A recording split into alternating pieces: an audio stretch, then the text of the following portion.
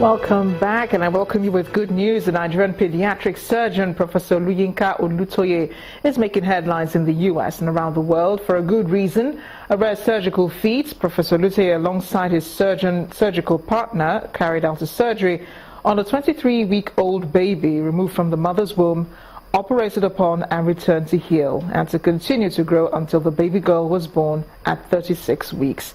The baby suffered from a tumor known as a sacrococcygeal teratoma.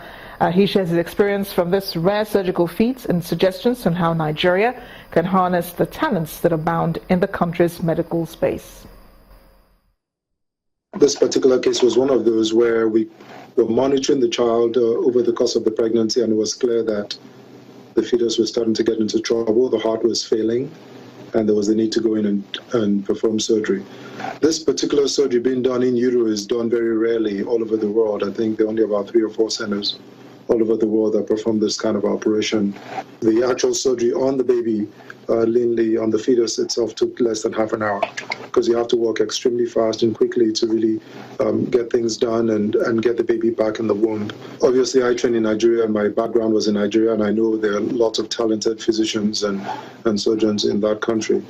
I've been able to benefit from the structure and organization and the infrastructure here in the United States. And I think the Nigerian health sector has a lot of human potential, but unfortunately there isn't the infrastructure and support. Equipment are not at the best not the best they can be. If you compare what we have in Nigeria with what exists in other countries of our caliber, I think we know that we still have ways to go. But then again, I think with diligence and support and enthusiasm and really everybody, both government and private sector, coming together to make things work, we can all accomplish it.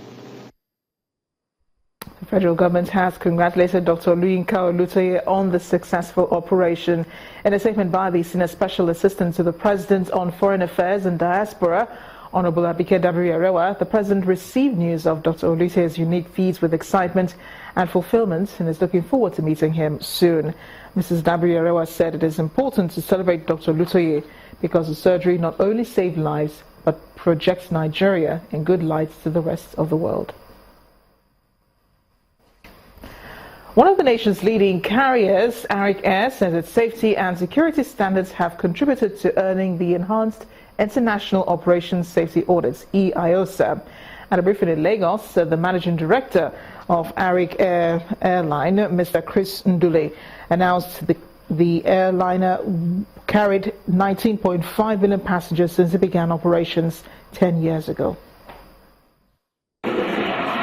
Aviation plays a very unique role in socioeconomic development, bringing families and friends together while connecting those with similar business interests. That's exactly what Airline Air says it's been doing for 10 years.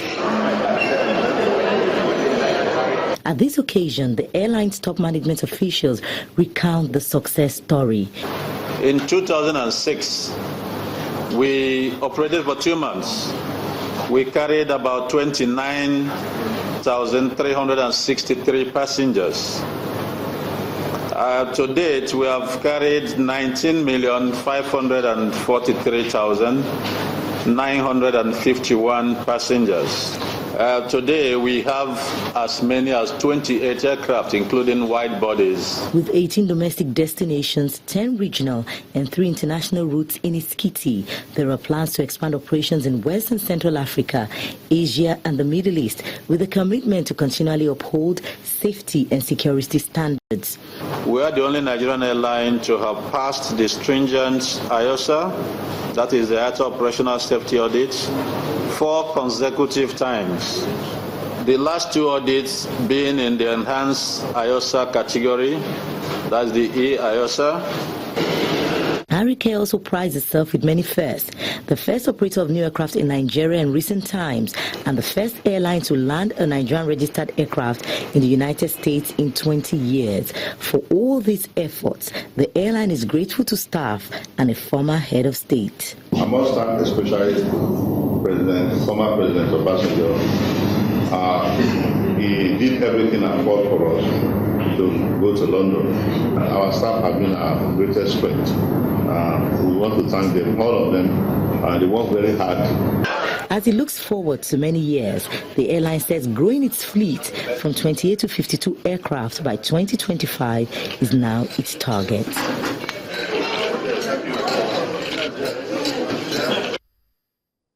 Sports is next. Here's Gimba Umar.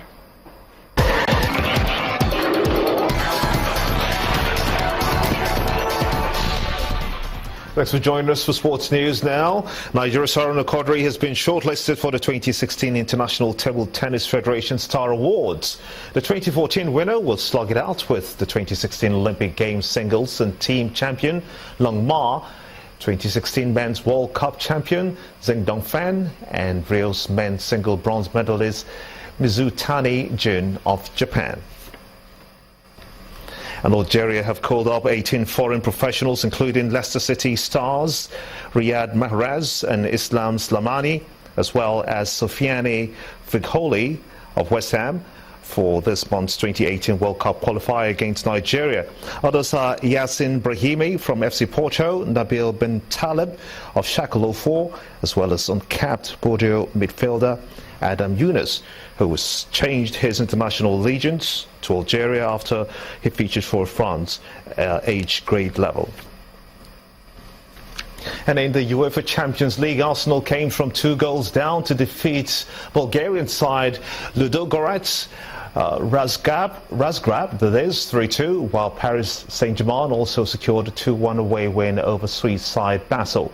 Turkish side Besiktas played a 1-1 draw with Napoli in the early kick-off. Portuguese side Benfica kept hopes alive with a 1-0 victory over Dynamo Kiev. And Inter Milan have sacked manager Frank de Boer after just 85 days in charge of the Italian club. Inter are 15th in the Serie A table after a 1-0 loss at Sampdoria on Sunday, their 4th defeat in 5 league games.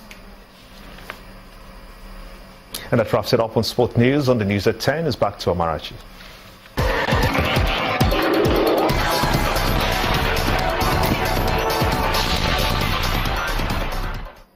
South Africa's President Jacob Zuma is facing fresh calls to step down, this time from the Nelson Mandela Foundation, run by colleagues of South Africa's first black president. The call by the NMF is the latest sign of growing discontent with his role.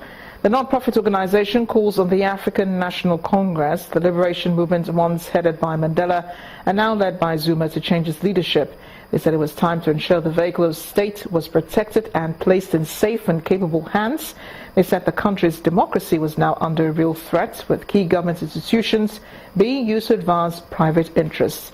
The latest call comes as President Jacob Zuma's legal team headed to court today to try to prevent the release of a report by former anti-corruption chief Thuli Madonsela. The report contains investigated allegations that he let the wealthy Gupta family wield undue influence in his government. President Zuma and the Gupta family have denied any wrongdoing. And the main news again. The Senate today rejected the request by President Muhammadu Buhari for the approval of $29.9 billion as foreign loan. The upper legislative chamber demanded for details of the proposed borrowed plan. That's it on the news at 10. Thanks for watching. I am Amarachi Obadi. Good night.